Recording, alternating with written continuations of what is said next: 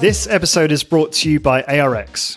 You want to be a successful strength training studio owner. The problem is you aren't able to deliver the safest, most efficient and effective workouts, making it harder for you to attract and retain clients, which makes you feel frustrated. I understand that it can be difficult to differentiate your business without the right tools. ARX's breakthrough adaptive resistance technology uses patented motorized resistance and computer software to give you and your clients the perfect workout every single time. BioFit founder John Zarbok says that ARX is clearly the superior tool to deliver the exercise stimulus. My clients are seeing insane improvements in weeks, not months. I could not fathom running my business without ARX. So here's how you get started. Number one, go to arxfit.com/HOB to get $500 off your ARX machines. Number two, book a call with the ARX sales team. And number three, learn how ARX can help you grow your strength training business. Go to arxfit.com/HOB so you can stop struggling to attract and retain clients and start to grow your strength training business with confidence.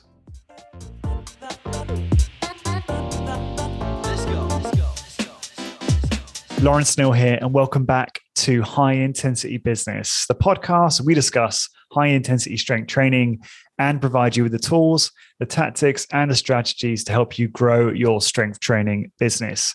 Are you struggling to grow your strength training business? If so, you should join HIT Business Membership, where we provide how-to guides from successful strength training business owners to help you grow your business with confidence. Join now by going to highintensitybusiness.com and just clicking the join a membership button. This is episode 358. And today is part 3 of the High Intensity Training Fundamentals series with Tim Ryan. Tim is a master super slow instructor and owner of Strong Life Personal Training in Barrington, Illinois. You can contact him to learn all about his services to studio owners and personal trainers, including workshops, mentoring, and seminars by going to his website, which is stronglifetraining.com, or emailing Tim directly to info@stronglifetraining.com. Welcome back, Tim. I'm looking forward to resuming this series with you. Well, welcome, Lawrence, and thanks for having me on today, and looking forward to it. You're most welcome. Yes, not quite tonight. We're getting there. We're early afternoon, but yes. I hope it's not tonight. In the morning for me. That's right. I was going to say, I'm glad it's not tonight because I have a lot to do. So we're going to kick off talking about movement speeds, right? Yeah. So general and exceptional movement speeds. So take it away, Tim.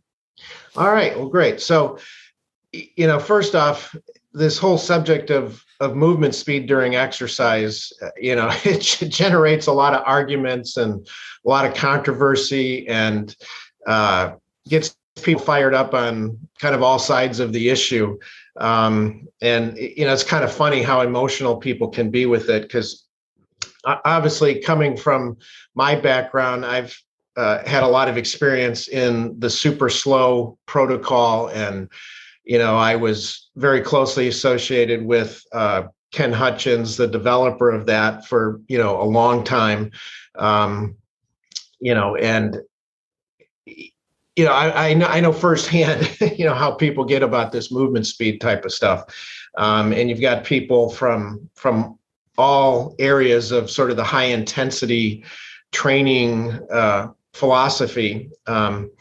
So, as we discuss this, I want to kind of share from my perspective of doing this for so many years and been involved in high intensity training for, like 38 years, but specifically got introduced to super slow protocol very shortly after that.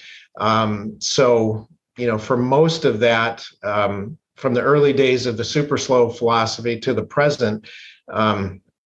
So, sharing my philosophy or my experiences from all of that is where I'm kind of coming from, and having worked with many, many people with all aspects of this. So first off, so just the general concept of speed of movement, there's no doubt, and it can, be factually shown through whether we look at the physics behind it and the math behind it or the practical aspect, that it is important to move very slowly and under control during your exercise, specifically during your strength training or weightlifting. There's really nothing to be gained from moving quickly during exercise. And from that perspective, obviously I'm in the camp that everything should be done very slowly, smoothly, under control, et cetera.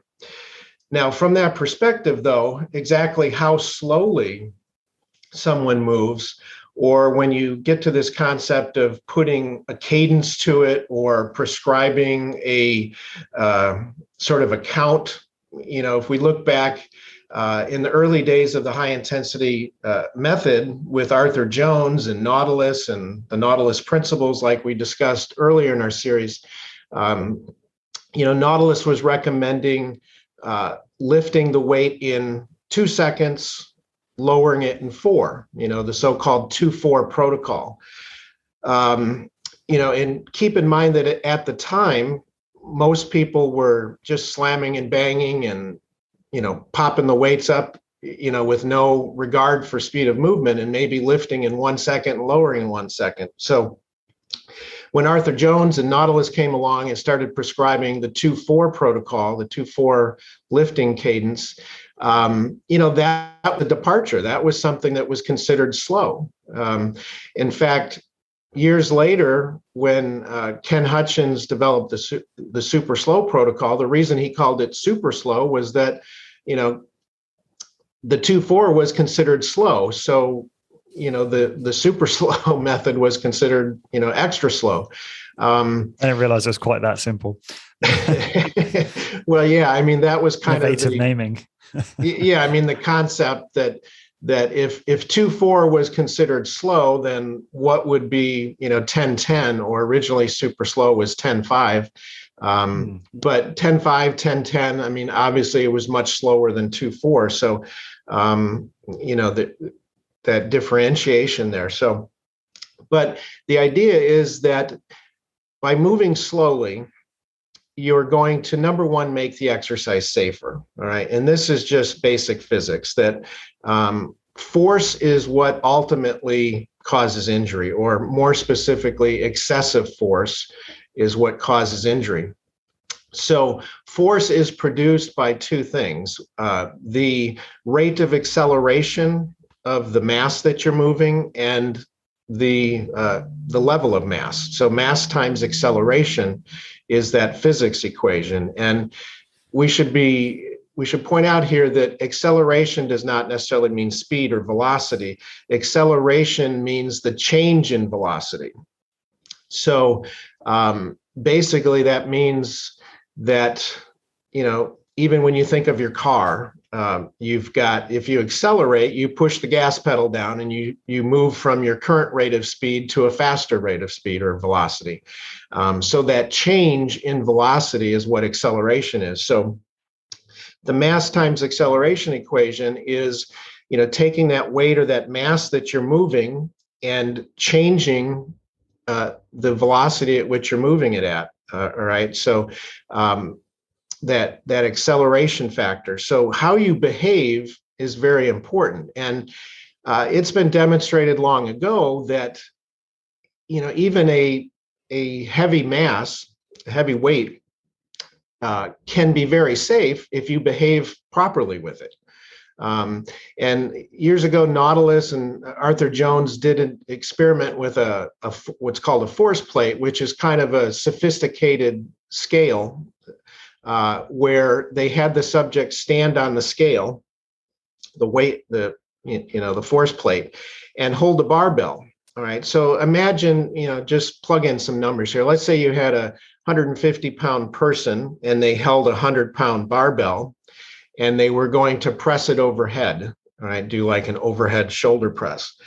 Well, if they're standing on this force plate and they weigh 150 pounds and they have a 100-pound barbell, that force plate is going to say 250 pounds of force. All right. Now, if you take that barbell and you very slowly start to press it overhead, all right, the force plate would sort of barely register above 250 when, so in other words, when you're standing there motionless, it's reading 250. As you start to press the barbell overhead, the force goes up slightly because that slight bit of acceleration is generating more force, and that force is putting that downward force into the force plate. So if you lift it very slowly overhead, it's going to barely rise above 250. And if you keep it smooth and even, it's going to be a nice application of just slightly more force than the weight of that barbell. Right. Now, in contrast, if you take that and you just pop that weight up, or you just lift it very quickly, that force is going to spike very high. And without getting literal about the numbers, I mean, you could take 250 pounds and turn it into 350 pounds of force or 400 pounds of force by jerking that weight up and moving it very quickly with that acceleration. And not only that, but you would have a very uneven application of that force, where there'd be a spike in force at the start of the movement as you begin that acceleration, and then sort of momentum, inertia would take over, and you'd have a lessening of force through the rest of the movement. So in other words, you'd have that spike in force, and then as inertia and momentum sort of took over, you'd have a lessening of the force. So when you think about it, that application of the load to the muscle is very uneven, and specifically related to the safety of the movement, you've got that great spike in force when you begin to accelerate very quickly. So it's more likely to injure you. You're more likely to expose your body to a level of excessive force that could injure the tissues. Okay. But from an exercise perspective too, you're not really having an even balanced loading of the muscle throughout the range of motion that you're performing. Okay. So without belaboring that point, just a very quick question. When you describe this to clients, do you say, how excessive force is the thing that's likely to cause injury, but that could both be acute injury in the moment and also chronic, like wear and tear as well? And is that accurate? Yeah. Right. That's a great point. So, you've got two things. If I get into this, concept with somebody, I'm going to explain to them that excessive force is sort of the root cause of every injury, other than like burning or electrocution or something.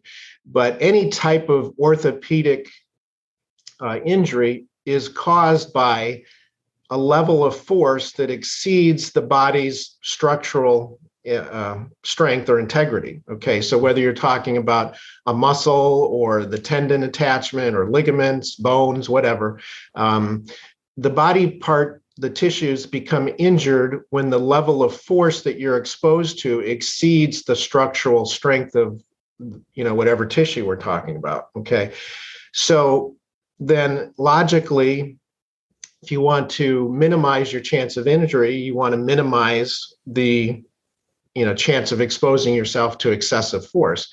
And it's important to point out here that force itself is not bad, right?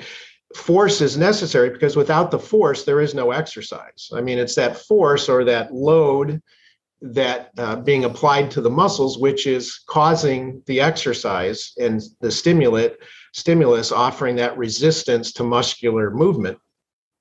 So we need force, okay? Without force, there is no exercise. But what we don't want is excessive force that is going to exceed the structural strength, okay? So, but as you pointed out, there's two different aspects here. There's the acute situation where you have a sudden high force that is so great that it ruptures the tissue. You pull, you tear a muscle, you do something of that sort. But then you have more of the long-term chronic wear and tear that maybe you didn't cause enough excessive force to rip the tissue or, tear the muscle from the bone or whatever, but you have sort of chronic insult where you have this micro damage, and over time it causes wear and tear and breakdown. And this is probably where most of the exercise related injuries come from, is that it's not always some instantaneous thing, but it's the chronic wear and tear over time, that insult to the tissues that causes the breakdown. And then eventually you start getting, problems, whether it be tendonitis or bursitis, or whether you start to cause, cartilage damage and things like that. So many times the injuries that are caused by exercise, people don't necessarily associate that cause and effect, because it happens over the long term. And they have that situation where, let's say particularly with runners or something, or people that are doing, a lot of repetitive, high stress kind of aerobic type of activity, is you have that slow wearing away and that breakdown of the cartilage and the joint tissues and things like that. And then after maybe years of that, you start getting knee problems or hip problems, or, things of that nature. But it was ultimately caused from that chronic exposure to, higher levels of force. Can I just give a real world example about this? Because I think this is such an important point. How many of us have clients who currently do, or heaven forbid, leave to do CrossFit, right? Yeah, as one example of a quite ballistic, explosive weight training protocol. We have one at the moment who joined us, who is doing CrossFit, and our mission is to help him see the light. And he's an older guy. CrossFit just does not serve his goals and his needs that he's made very clear, longevity, aging well, maintaining good health, etc. And we don't feel like he's a very good fit for us anyway, for other reasons. And so we're not sure we've got enough time to actually convince him, but we're going to try. And we're utilizing things I think we might have spoke about before, the teaching focus. And this is like a short, pithy 20, 30 seconds in the session where we talk about some of the key things, the reasons why clients should be doing this training with us, or this training period. And so with him, obviously, we're talking about slow speed of movement specifically. So we'll see. There's so much more we can do there in terms of help converting these types of people. But I think it is a really common challenge. And I think it goes back to what you were saying. It's, it's not always an acute thing. And that person's not always going to correlate that injury with some fast movement in CrossFit, for example. And so it's that whole, as Doug McGuff would say, the crows come home to roost sometimes much further down the line, and you want to rescue them before that point, right? But it can be very difficult to persuade someone, especially if they really enjoy, fill in the blank protocol. We're talking about CrossFit just as an example, and especially if they've got camaraderie. I'm sure you've heard, Tim, people will say things like they get injured from, say, CrossFit, and then they're like, "Oh, I can't wait to recover so I can get back and do CrossFit." It's like, right. It's just crazy. Well, and obviously CrossFit's a whole nother animal, but CrossFit is very violent, very high force, very, quick acceleration combined with very sloppy form and technique, and, all kinds of crazy stuff. But I've had people that have come into me who have done CrossFit prior to coming to me, and they're complaining about how their shoulders hurt, their elbows hurt, their knees hurt, their back hurts, and they've got all these problems. And it's like, duh, where do you think all that came from? But it's the same type of phenomenon, again, with runners. Runners will, develop these knee problems or these hip problems or foot and ankles, whatever, and they'll have all this, and they can't wait to recover from that so they can get back to running, and they can't stand that they can't run, and they'll try to run through the injuries, and of course they keep exacerbating it and irritating it and making it worse. Do you think that's typically runners who are doing like high volume running, like like serious runners that run like every single day? Because I'm just wondering what the where the danger is in the dosing. I'm not into running currently. I'm Yeah. not trying to say it for my own benefit. I'm just curious if in your mind there's a dangerous. I know this is a little bit of a tangent, but where Yeah. does the running start to get really problematic in terms of volume? Do you think? Well, Maybe it's hard to you say. know, the basic concept here is, think about this. A moment ago we talked about this sort of chronic micro trauma or micro irritation that occurs. So if you did something, let's say you went for a run and you created some of this micro irritation and some of this exposure to the higher forces, but you ran and then you took a week off and your body completely healed from that and repaired that sort of micro damage. And then a week later, you went for another run, but you kept allowing that period of time for the body to heal itself from that, very low level micro trauma. Then in that case, you may never develop into a long-term, injury where you're going to break down all that cartilage in your knees or something like that. But when you do it every day, okay, your body doesn't get a chance to recover from that micro trauma, and you keep adding insult to injury. You keep having that situation where you keep sort of causing it before it's healed from the previous exposure, and then you keep slowly wearing it down, sort of thing. Okay, sort of like this erosion of those, joint and connective tissues. And you keep repeatedly doing it day after day, and your body doesn't have a chance to repair from that. And that's where you run into the problem. So as far as exactly where that happens, whether it's running 7 days a week or 5 days a week or 3 days a week, I don't know. But the basic concept there is that if you keep repeating the exposure to that irritant or to that excessive level of force before your body's healed from it, then you're going to keep adding insult to injury and breaking that down. Okay. Got it. So thank you. So at any rate, we definitely, for two reasons, want to move slow and controlled, because it minimizes the chance of excessive force, but it also keeps the load more evenly applied to the muscles throughout the range of motion of the exercise, and has a much, much better overall process of exercising that muscle and stimulating the tissues in a safe way. Okay, so now the question becomes, well, how slow is slow enough? This is where you're going to upset loads of people, Tim. Right. So you have this situation where, Nautilus originally said, well, 2 seconds up, 4 seconds down is slow enough, and controls for those factors. Ken Hutchins and Super Slow comes along and says, whoa, 2-4 is completely way too fast, and is malpractice to train like like that and stuff, and gets into this really ultra slow. And there's some people that go slower than super slow, and you've got all these different camps of people. But trying to define how slow is slow enough, again, get back to this point that we're not talking about the overall velocity or speed. We're talking about the rate of acceleration. All right. So how you behave. So what's more important is how you begin each repetition to start the weight into motion, because keep in mind, when the weight's not moving, you've got zero velocity. Okay. Zero speed.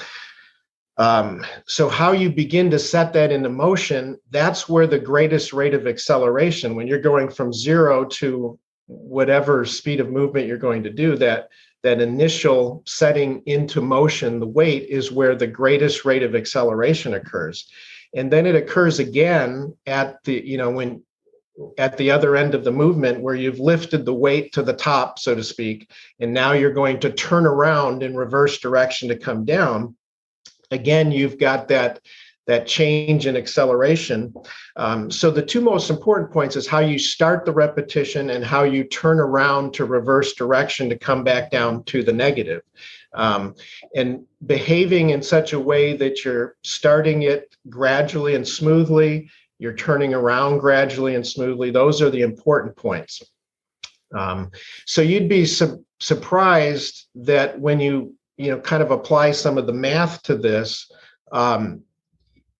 once you begin to move slow and controlled in reverse direction, slow and controlled, then going even slower. So it doesn't make as huge of a difference in the actual force levels after that. So generally, even, and I don't recall the numbers, but one time I had a sort of a physicist that I had some contact with at the time to actually kind of do some math and calculate out some theoretical numbers of, how much force is created with a 2-4 protocol versus a 5-5 or a 10-10, type of thing. And it was surprising that once you were already kind of accelerating fairly slowly, there wasn't a huge difference between wow. 2-4 to 5-5 to 10-10. It was a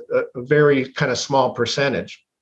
So I think the important point is to, as we just discussed, kind of start slowly, change direction slowly, be smooth, and then just kind of move at that very moderate pace. As you how do you instruct those smooth turnarounds? Because I'll just explain how I do it, but you're much more experienced than me. I'm fascinated to hear exactly how you instruct it. But what I tend to say to clients is, I want you to build up force through the palm or through the heel, whatever the exercise is, before you even move the exercise. So just start to gradually build up force and push into it, and then get started really slowly and smoothly. And that generally gets the job done. And then I explain how I want them to obviously turn around smoothly at the end of range of motion. I'm curious, how do you instruct it? Is it similar to that, or do you have a different? Yeah. So, one of the, let's take an example of the leg press, because the leg press is one of the first exercises that we teach somebody, because it's a pretty good exercise to learn on, and it encompasses many of the principles that we want to teach people. So imagine that somebody's in the leg press, their feet are on the platform, and the weight is at the bottom, and you're asking them to begin the first repetition. Much like you described, this idea that they should very slowly start to build up their effort, or very slowly start to produce force, start to press the feet, the heels into the platform, and continue to gradually build up that force until that weight breaks free and the platform, the movement arm, starts to move forward. Once you set it into motion, now keep it that constant, even rate of speed as you smoothly and slowly, extend the legs out. Then at the other end of the movement, very slowly come to that point as you're nearing the turnaround point, very slowly transition, turn around smoothly, and gradually let it come down until you just barely, kind of touch bottom at the bottom. Don't unload, reverse direction again. And just kind of this idea is to slowly ramp up the force just until the weight sort of breaks free and starts to move, and then keep it at that constant, even pace as you extend through. Now, of course, you get into behaviors with people that your idea and what you just described, and what that should look like and consist of, and what their idea is oftentimes, different things, because people will still, move too fast or start to jerk it a little bit. And some of this gets into what we call motor control. Yeah, so fascinating. How people differ is incredible. Yeah. Right.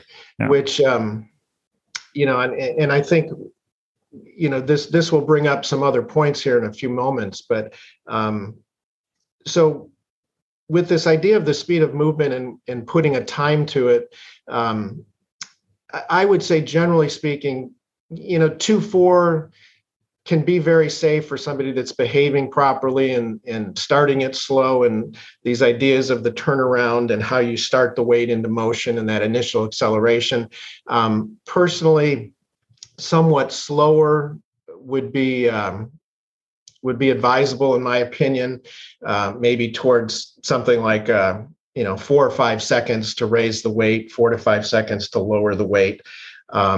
Of course, some people are going to say, more towards the 10 seconds. And, I know people do 30-second reps, 30 seconds up, 30 seconds down. So again, there's all these. Or do all of it, right? Maybe do all of it. Yeah. But from a safety standpoint, like I've been talking, when you actually look at the math involved with it, whether you're doing a 5-5 rep or a 10-10 rep, there's a very small difference in the actual force that's created from that. So from a safety standpoint, it's not going to make a huge difference. And it's my understanding that there's no evidence to show that one movement speed produces more strength or muscle hypertrophy or more benefits than another either. So if the force is negligible between them and the benefits are the same, then the only real pro to using different speeds is, the incentive to use different speeds is for variety, which might help with, there's two reasons that I can think of. Variety, which obviously help retain the client, but also adapting the protocol to the specific client in front of you. If they've got, poor motor control and maybe you need to slow them right down, then you can utilize a slower cadence. I guess that's what you were perhaps coming on to at some point in this. Yeah. I mean, you definitely get into situations like that where, a couple things that come to mind. I found that when somebody has any type of, let's say, an injury, and this doesn't have to be, a severe injury, but maybe somebody's just got some joint pain, or maybe something has occurred and, their shoulder is sore, or, something is going on with them. In those cases, like moving very, very slowly, like ultra slowly, not only will that really make it kind of more able to train through that injury, kind of being very careful with the movements and very careful with the speed is an aid for kind of working through that pain they're experiencing. But I find it can be very therapeutic as well. It almost like after several workouts of moving very slow and carefully, it can be almost like curative that to work through that. Why do you think that is? Why do you think when you slow right down, it feels more therapeutic? Well, as I've thought more about conscious this, about the muscle, maybe. Well, I think it's more conscious that you're being very tuned into what you're doing. Yeah. You've got a very nice, even application of the resistance. But I almost think that this gets back to two things. One, not irritating the problem, in fact, that you're sensitive due to the irritation or the inflammation that you might already have with this injury.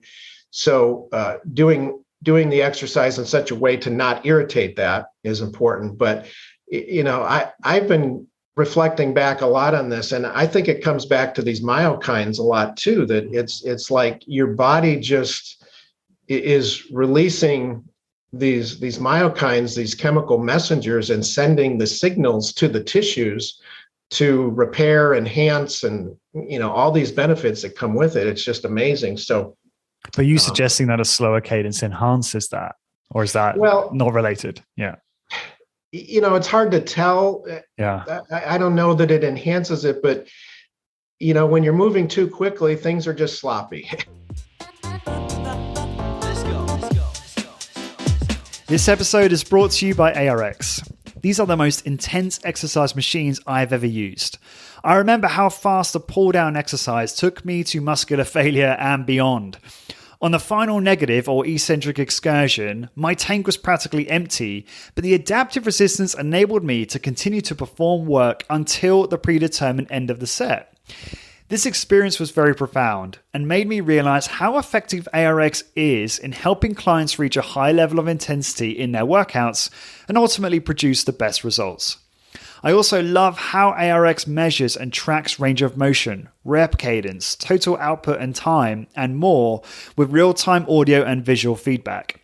These features are powerful sales and retention tools to help you convert and keep more clients. As a listener of the High Intensity Business podcast, ARX is offering you $500 off your machines. Just go to arxfit.com/HIB to book a call with the ARX sales team to learn how ARX can revolutionize and grow your fitness business. Again, go to arxfit.com/HIB. And now back to the episode.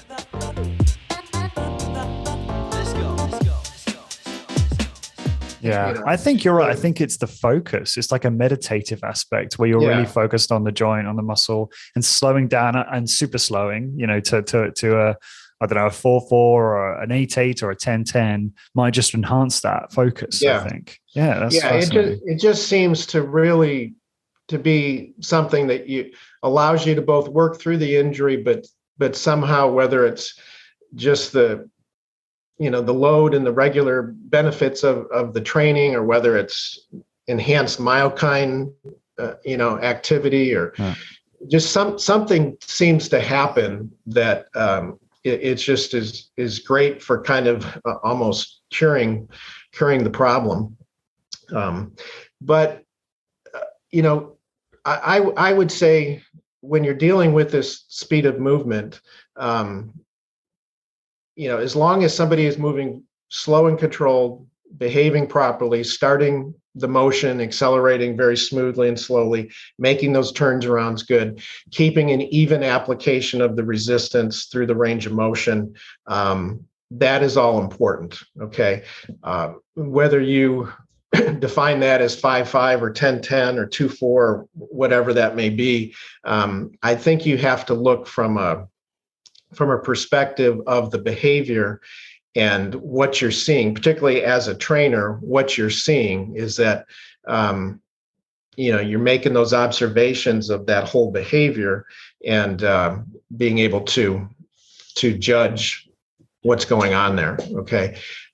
There is a danger in getting all hung up on the numbers. All right. In other words, whether it takes 5 seconds to lift the weight, or 8 or 10 or whatever, there's some problems that can arise from getting overly dogmatic about that. And one of the things that I've noticed that happens with people, and this is not something that has to occur, and it doesn't occur with very experienced, motivated, skilled subjects, but something that does occur with the average person, and particularly these people that don't have very good motor control. There tends to be a problem when you talk about this slow movement, and when you tell somebody to barely move and to just gradually build up that force until you just break the weight free, and then just barely keep it going at that pace. And all of this talk about moving slow and barely moving and very gently build up the force and all of this kind of stuff, with a lot of people, what that will result in is them becoming passive with their effort. Okay. If you think about it, most people in their mind, if you tell them to barely move, or to move extremely slow and barely build up that force and all of this, in their mind, they associate that with not creating much effort. Okay. Because if you think about it, most people associate it, if I tell you to move very quickly, just explode into that movement, push this weight as hard as you can. Okay. They're going to get very aggressive, and they're going to create a lot of force very quickly, contract that muscle very quickly, and that's going to result in a very high effort on their part. Okay. But on contrast, if you tell them to barely move, barely build up that force, all of that tends to make them passive, where they will not recruit very deeply at a high level into those muscles to produce that effort. Okay. So what ends up happening is they do not try very hard. They will, if you give them any kind of a meaningful weight, they'll act like they can't move the weight. Okay. The reason they can't move it is not that they don't have the strength to move it, but because they're not exerting enough effort. They're not working at a high enough intensity level. They're not trying hard enough to move the weight. Okay. They're so used to using momentum and body English and to help with that process, right? Yeah, and it just keeps coming back to this idea that in their minds, moving slow means sort of a passive, mild effort, and moving fast means an aggressive, more intense effort. So what ends up happening is they're self-limiting because they're, associating the slow movement with a passive sort of weak effort. They never generate enough force within their muscle to actually move a meaningful weight. Right. So that can be a problem. And I've seen a lot of issues where somebody like this, that you keep trying to force them into an ultra slow movement, they lift a very meager amount of weight, and they can go on and on and on and on, and they never, they don't reach failure, or it takes them 3 minutes to get close to any kind of a fatigue, because the weight they're lifting is just simply not heavy enough for them. And then when you try to give them a meaningful weight that's going to fatigue them in a decent amount of time, they act like they can't move it, or they start misbehaving, and they get all sorts of discrepancies with it. And when you have these people and you tell them to just, move under control and smooth, but put more effort into it, then suddenly they'll be able to lift more weight, and they actually get a more intense workout. So what I'm saying is that if these people that are not as skilled, and they have this association with slow movement and passivity and not trying hard and not exerting hard, those people will not get a very intense, productive workout if you keep trying to enforce this ultra slow movement upon them. And again, I'm not saying this is with everybody, because personally, I can train in a very slow fashion with a heavy weight and generate a high level of effort and intensity within my muscles and still control the movement. Okay. But people without the motor control, or without the experience and the skills to do that, they just will never contract their muscles at a high level if they're stuck in this sort of passive, gentle, barely move type of mode.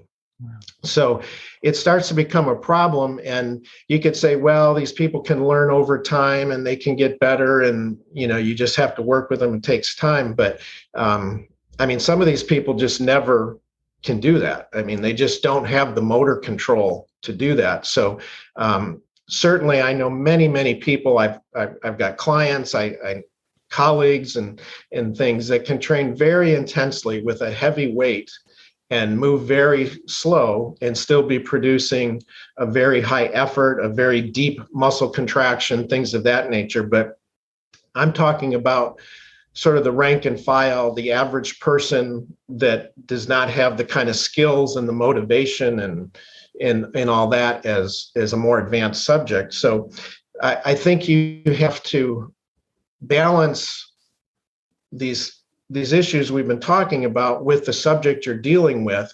And some people just can't seem to manage it and work hard enough and lift a heavy enough weight if they're stuck in this passivity mode and trying to barely move and to be gentle and all this kind of stuff. So now let me just point out, I'm not suggesting you teach them to explode into the movement or make quick accelerations or anything like that. I'm just saying is allow them to move somewhat faster and to focus more on getting a more intense contraction and trying to produce that effort at a higher level so that they can actually, move a more a heavier weight.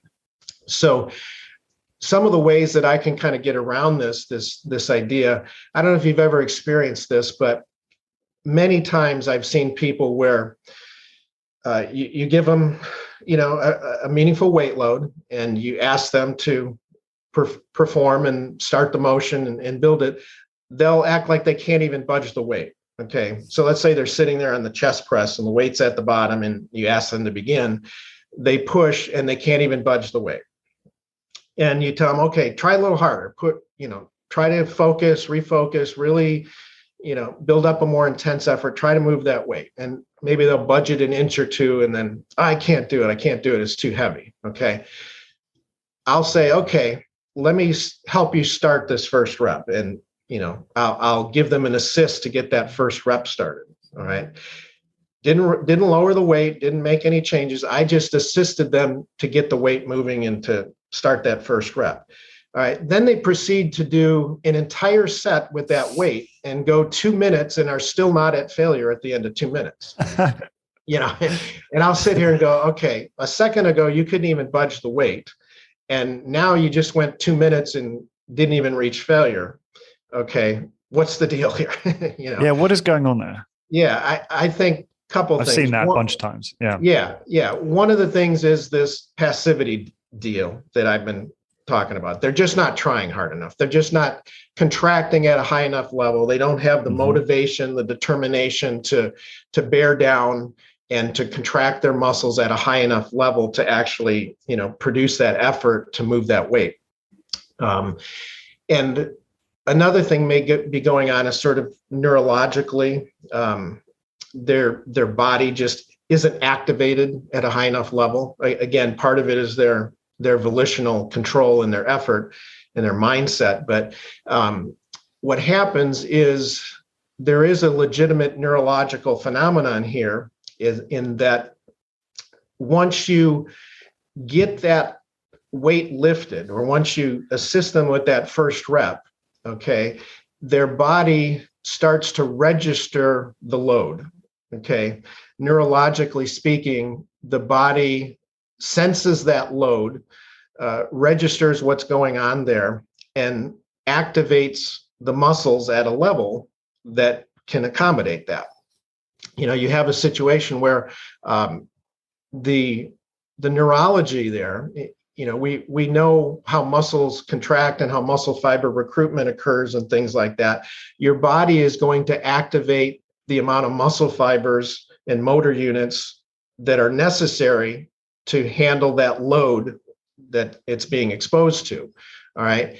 So once you sort of assist them and you get that weight lifted that first time, and now they're starting to come down through the negative after performing that first positive, as they're coming down through the negative, that has given their body an opportunity to sense the load and to activate the muscles at a higher level and to turn on those motor units and muscle fibers so that they can handle the load. And now once it's in motion, they can keep it going from there.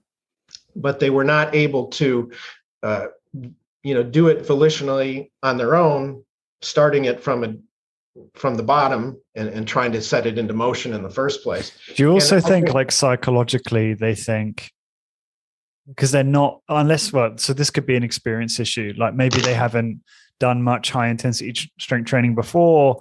And so they start the movement and they think, well, this is way too heavy, because they're just not used to it being that challenging that early on in the set, which is a psychological thing. So that's another factor, right? That's separate to the physiological ability to recruit the necessary muscle fibers as well, right? Yeah. In fact, you took the words right out of my mouth. Sorry. You're asking great questions. So excited. Bringing up good points. What you have here is it's a confidence level as well. Okay. Would probably be a good description is that because they lack experience, because they're not accustomed to lifting heavy loads, because they're not accustomed to having a high level of tension on their muscles and load on their muscles, they don't have the confidence that they can lift it. And they exert against something at a modest effort level and they can't move it. So they just shut down. Oh, I can't move it, kind of a thing. Where the difference with a skilled subject or a person that's experienced, a person that is accustomed to the feelings of load on their muscles and the strain on their muscles and things, will bear down and push harder and harder, and they'll be able to tolerate that load. So part of it is a confidence level. They're not trying hard enough. They're not recruiting those muscle fibers. They're not turning things on and putting that machinery into motion. they don't have the confidence that they can do it. And, quite frankly, their perception of what that feels like to them is different than somebody that is experienced and is accustomed to kind of that intense effort and load on their muscles. So with that in mind, I think that ties into what I just said as well, is that once you assist them a little bit and you get that weight lifted and you put things into motion, and then you let them sort of take over from there, then they realize, oh, I can handle this. So, part of it is physiological, turning on that machinery, getting those neural pathways activated and those muscle fibers recruited. But part of it is a psychological issue and a confidence issue and those sorts of things, so that they can realize that they can handle this. But this brings up a good point too, is that people's perception, is very different. Somebody that is not experienced, somebody that hasn't done a lot of weight training or strength training throughout their lifetime, someone that hasn't been an athlete and put a lot of stresses on their body, and someone who's not worked intensely, their perception of what's going on is dramatically different than somebody with a lot of experience. I can, really, really tolerate, a high load and a high degree of tension and strain on my muscles. I can tolerate a very, intense effort.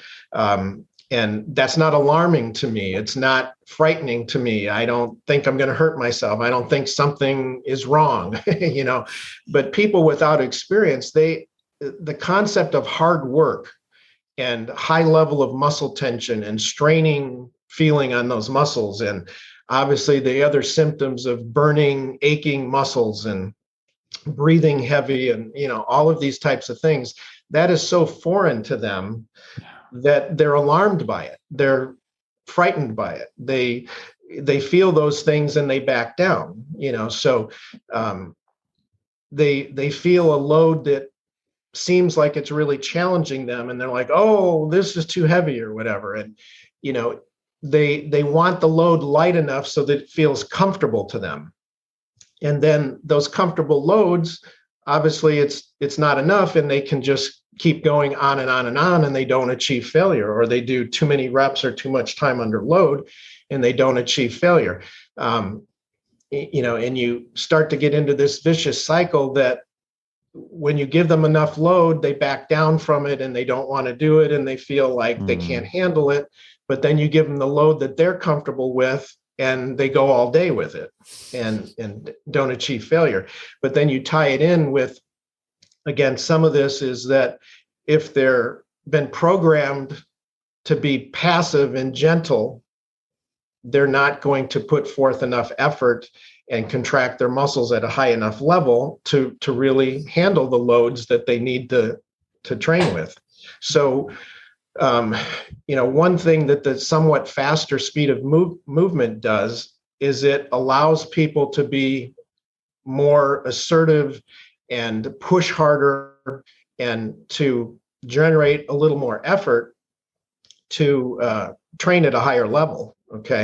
And, again, this isn't something that is necessarily caused by enforcing a slow speed of movement, but it's sort of a symptom with certain people that are not skilled enough, motor control, motivation, confidence, all these different things, that they're not skilled enough to apply a high level of effort and move slowly at the same time.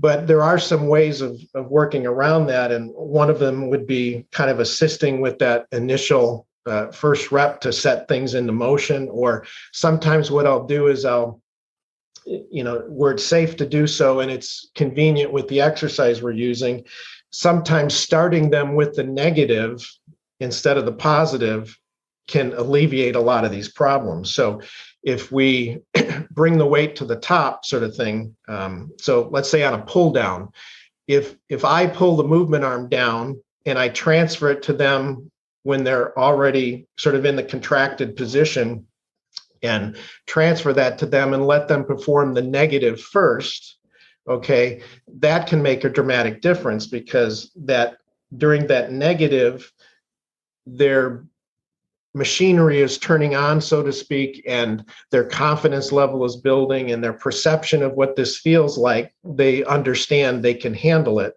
And that can make a big difference versus trying to have them start the weight at the bottom on their own, so there's a lot of stuff that goes on here that it can be exhausting trying to figure out with some people. But if you think about this, the bottom line is that we're trying to create a stimulus on the muscles. We're trying to fatigue or inroad the muscles. We're trying to create this sort of mechanical strain on the muscle fibers. We're creating this stimulus, and we need to work intensely. We need to work at a high level. We need to activate a high percentage of the motor units and muscle fibers into action. We need to sustain that work long enough that the fatigue ensues and things like that. So ultimately, the bottom line is the intensity, the effort, the activation of these muscles and whatnot are what's critical to stimulating and getting the results. And if a person is for whatever reason not working at a high enough level, not training with a meaningful enough weight load, not able to activate their muscles at a higher level, not generate that intensity and that effort, then ultimately that's not going to be a very good stimulus. So rather than getting overly dogmatic about exactly how long the rep takes, you should be looking at whether with that person, what you're doing with them is resulting in all of the things we need to do to stimulate that body muscle and to get the results from it. And if enforcing, a 10-second positive contraction and a 10-second negative is resulting in lesser intensity and lesser effort on the part of the subject and less fatigue and all of these things, then that's a problem. Would you rather have a picture perfect 10-second rep that is less intense and less fatiguing, or a 5-second rep that person is working harder and lifting a more meaningful weight and is ultimately getting more fatigued and stimulated from, so you have to be able to work within the limitations of what you're dealing with. And, you can gradually work towards improving all of the problems and issues that a person may have. But the fact is, some people are just not going to be skilled enough and motivated enough and confident enough. And it just takes a lot of work with trying to teach them that and get them to do what's necessary. Yeah. Awesome. That was great. Yeah. I mean, just another example. I'm sure a lot of business owners who have to do this kind of thing in terms of the assisted rep at the beginning, or maybe almost entirely doing the positive and just letting them start on the negative. I know Luke Carlson at Discover Strength. I don't know if they still do this, but one of the things we learned from them is that they will always help with the leg press in particular, because they have found that, just like you said, someone might not be able to even get one rep out, but then with some assistance, they could do like 20, 30 reps, Right. Well, the leg press is a prime example, because if you think about it, the leg press, it's intimidating. Yeah. Well, it's intimidating, but you're using your strongest, largest muscles. And typically the loads you're lifting are the highest, on the leg press. And you have all these things that we've discussed about today with the that neural activation and the effort and the recruiting the muscle fibers and things like that. But there's another issue at play here, in this idea of inertia, that the law of physics related to this states that a body at rest will tend to stay at rest unless acted upon by another force, or a body in motion will tend to stay in motion, unless acted upon. So what you have is a situation where, when you're, let's say, in the leg press and you're sitting at the bottom, you haven't lifted the weight yet. Okay. It takes more force to set that weight in motion than it does to keep it moving. So it is harder to get that weight lifted than it is to keep it moving once it's already set into motion. So you have a very high level of inertia to overcome at the start of that. And you notice it most on the leg press because that's the highest level of weight typically you'll be using on any machine. So it is very difficult. I personally, and anybody that's lifting a really heavy load and a meaningful weight load, you can usually not start the first rep on your own from a dead stop, okay? Because it's, for these reasons we just mentioned. So by having that assist on the first rep, that allows things to get set up and set into motion. And then once it's transferred over, then the subject can continue from there. When I'm training by myself and I don't have, a trainer to help me perform that first rep on the leg press, I'll give myself an assist by sort of putting my hands on my knees and pushing out with my arms and my legs at the same time in order to get set up on that first rep of the leg press. That's cheating, Tim. Right. I imagine. I never thought to do that when I'm training by myself. I'm totally going to do that. Yeah. I mean, you really have to do that because if you're training with enough weight that's really going to challenge you and fatigue, bring you to failure within a reasonable amount of time. Something like the leg press, you have to kind of set that into motion and get that assist. And that's kind of the same principle that happens on some of the other exercises that I've been describing, is that people just can't seem to break that inertia and get it going, and activate at a high enough level. And again, whether it's confidence, whether it's experience, whether it's motor control, whether it's the breaking free of the inertia, whatever, you've got all these factors that are limiting them. But if you can assist them with that first rep, or if you can give them the negative first, then they can get all of that turned on. They can overcome the confidence factor. They can then usually get it going. So a weight that they couldn't budge on their own can turn into a weight that they can lift for 2 minutes once you sort of set this into motion and get it going. So, there's a lot of, crazy stuff that goes on, and trying to find a way, it becomes an art. Like, how do you get around some of these limitations? How do you get somebody to cooperate? How do you get somebody to put forth the effort and the, intensity and whatnot to do what needs to be done and ultimately, get to where you need to go in terms. This is one of the most important parts of the business, right? It's continuing to hone the craft and understand this particular stuff so that you can figure out how to get the most out of everyone you work with, right? Yeah. And you've got two things. We can sort of have all of our principles and all of our objectives where on paper we know exactly what we'd like to see happen, and we know all the principles, all the numbers, all the practical aspects of what we would ideally like to see happen. But then the other side of the equation is, how do you get somebody to do that and achieve those things and cooperate with all of that and to make all this a reality? And you have to realize that everybody's different skill levels, different motivation levels, different perception of things, different desires, and not everybody performs and cooperates with what you'd like to see. And you consequently have to find a way of how do you not only teach the person, but how do you then practically apply this stuff and get these things to occur the way we'd like to ideally have them occur. And it's a long process over time, and that's where a lot of the skill and the art of being an exercise instructor comes in.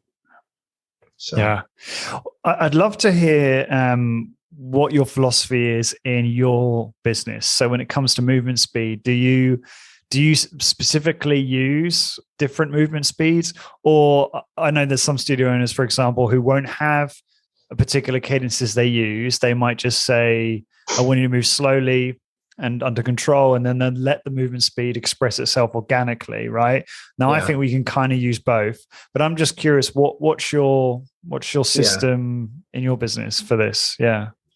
So let me answer this because it really ties into everything we've been talking about. Cool. But after that, I'm going to have to wrap up for today because I've got a client coming in. When's your hard stop? I probably just have a few more minutes here. Okay, cool. Yep. So number one, I think what you just said is that kind of a combination of these is that the sort of defining of the repetition speed, that is a helpful teaching tool. Okay, because one of the problems is if you just simply tell somebody to move slowly, your idea of slow and their idea of slow is two different things, So I've seen many times where you tell somebody to be slow, barely start, etc., and suddenly they yank that weight out in 1 second, and you're thinking, what the heck? Didn't I just say move slowly? So there is kind of a discrepancy there. So by using a cadence count, that's a teaching tool. So you can now define what you mean by slow and define how long that repetition should take and teach the person what you're after, what you're looking for. Okay, so the cadence counting or the defining that repetition, 5 seconds, 10 seconds, whatever you want to use, that can be used as a teaching tool, but it should kind of eventually graduate to not sitting there and counting out the reps and doing a cadence count and all of that, or not even getting bent out of shape of exactly how many seconds that takes to lift. And it should start to then occur more organically, like you mentioned, where the behavior is going to be right, the slow initiation of each rep, the slow turnarounds and smooth, the uniform steady motion, all that should begin to occur organically. And as long as the trainer, as you're observing that and making the necessary form adjustments and corrections with your instruction to keep that behavior as it should be. Okay, so I will use that cadence count or that more defined repetition speed as I'm teaching somebody how to perform this and how I'm getting them to understand what I'm looking for. But then as they become more skilled at that, I'm not going to sit there and count out every rep like that and do a cadence count. I'm going to be more or less looking at the behaviors and then giving instructions.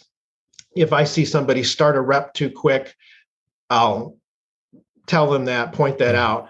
Start slower, turn around slower, be real careful at the start. I don't want to see any of that popping the weight. I don't want to see any bouncing off the bottom. Will you ever bring a count back? So if you've graduated away from it, but then you realize they're just getting really sloppy with their speed, you're just to get an objective view on it, you will bring it back. Yeah, right. Exactly. Yeah. I definitely have that, because sometimes, you can issue these instructions and you're not seeing any change in behavior. So now you've got to resort to, okay, let's get back to this. This is what I'm talking about. So yeah, occasionally that'll come back in as needed. Okay. But with all that said, then I would say, generally speaking, I'm probably at a point for the most part with most exercises, more in the realm of about a 5-second positive contraction and a 5-second negative. I've got people that are really skilled and move slower than that. I've got some people that just don't have any motor control and they're not going to be as perfect or whatever. But if you're doing a slow start, slow turnaround, even application of the resistance, somewhere around 5.5 is probably going to be pretty acceptable on most exercises. Of course, if you have a real long range of motion exercise like the pullover or something, maybe it's going to take longer than that. Doing something like a calf raise is going to maybe not require that long of a repetition. But overall, once I've taught them and started to refine their behaviors, then the rest of it becomes more organic. Just focusing on smoothness, control, turnarounds, acceleration, and things like that, and then not getting overly caught up in counting out every little repetition speed and getting bent out of shape if they don't quite hit a number. Awesome. Tim, thank you so much. I want to be respectful of your time. I know you've got an appointment. Just take a moment to promote what you're doing in terms of mentorship, workshops, seminars, and such.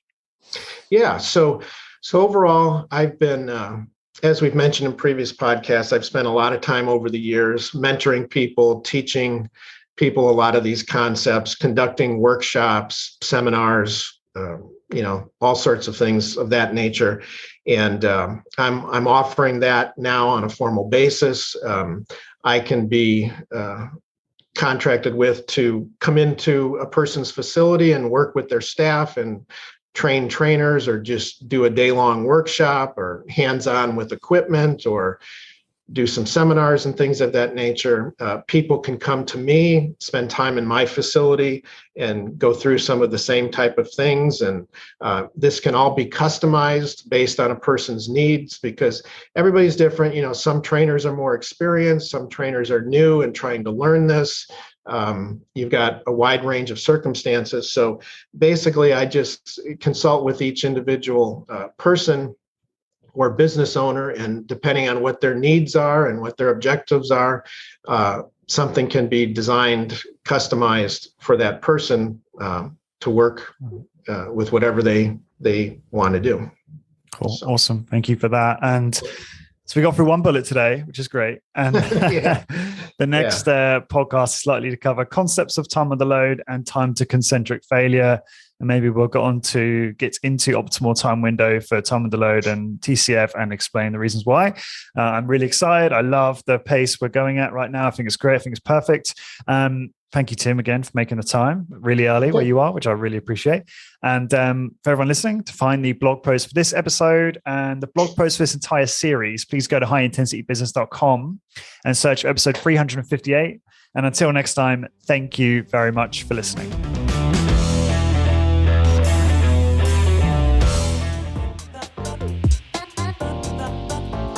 This episode is brought to you by ARX. You want to be a successful strength training studio owner. The problem is you aren't able to deliver the safest, most efficient and effective workouts, making it harder for you to attract and retain clients, which makes you feel frustrated. I understand that it can be difficult to differentiate your business without the right tools. ARX's breakthrough adaptive resistance technology uses patented motorized resistance and computer software to give you and your clients the perfect workout every single time. BioFit founder John Zarbok says that ARX is clearly the superior tool to deliver the exercise stimulus. My clients are seeing insane improvements in weeks, not months. I could not fathom running my business without ARX. So here's how you get started. Number 1, go to arxfit.com/HIB to get $500 off your ARX machines. Number 2, book a call with the ARX sales team. And number 3, learn how ARX can help you grow your strength training business. Go to arxfit.com/HIB so you can stop struggling to attract and retain clients and start to grow your strength training business with confidence.